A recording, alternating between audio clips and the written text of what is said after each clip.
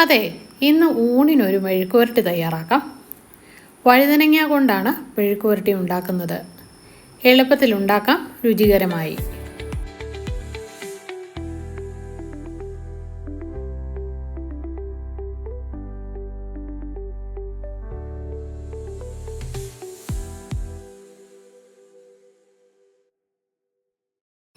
ഒരു മീഡിയം വലിപ്പമുള്ള ഒരു സവോളയും നല്ല എരിവുള്ള 5 പച്ചമുളകും കുറച്ച് കറിവേപ്പിലയും 3 ഫ്രഷ് ആയിട്ടുള്ള വഴുതനങ്ങയും എടുത്തു വെച്ചിട്ടുണ്ട്.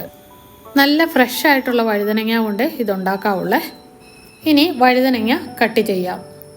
വഴുതനങ്ങ 1 ഇഞ്ച് നീളത്തിൽ റൗണ്ടായി കട്ട് ചെയ്ത ശേഷം നീളത്തിൽ സ്ലൈസ് ചെയ്യുക.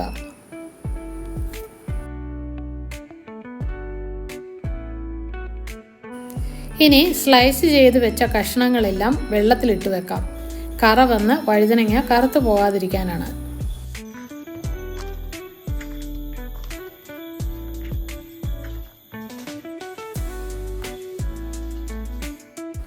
ഇനി കറിക്ക് വേണ്ടുന്ന സവോളയും പച്ചമുളകും കട്ട് ചെയ്യാം. സവോള നീളത്തിലും പച്ചമുളക് നീളത്തിൽ കീറിയരിഞ്ഞും വയ്ക്കാം. ഒരു പാൻ അടുപ്പിൽ വെച്ച് ചൂടാകുമ്പോൾ 1.5 ടേബിൾ സ്പൂൺ വെളിച്ചെണ്ണ ഒഴിച്ചു കൊടുക്കാം.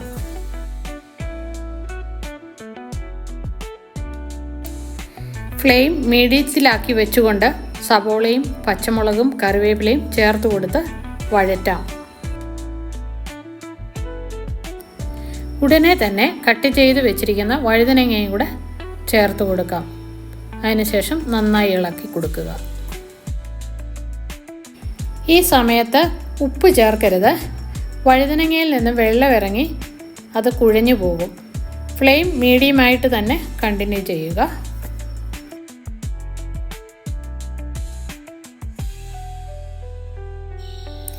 ഇനി നമുക്ക് മൂടി വെച്ച് വേവിക്കാം.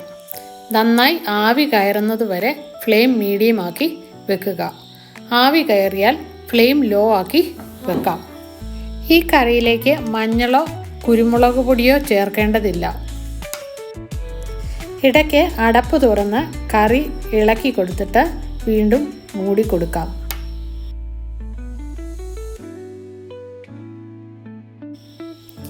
ഇനി നമുക്ക് ഉപ്പ് ചേർത്ത് കൊടുക്കാം. വഴുതനങ്ങ ഇപ്പോൾ 75% വെന്തിട്ടുണ്ട്. ഉപ്പ് നന്നായി ഇളക്കി ചേർത്ത് മൂടി വെച്ച് വേവിക്കാം.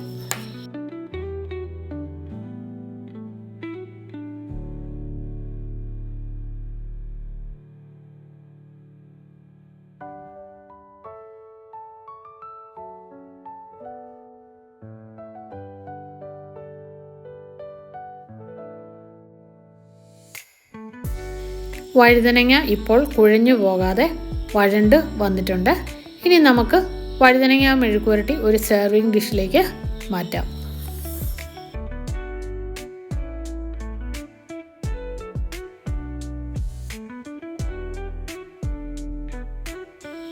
ഇതുപോലെ എല്ലാവരും ഒന്ന് ഉണ്ടാക്കി നോക്കൂ. Thanks for watching.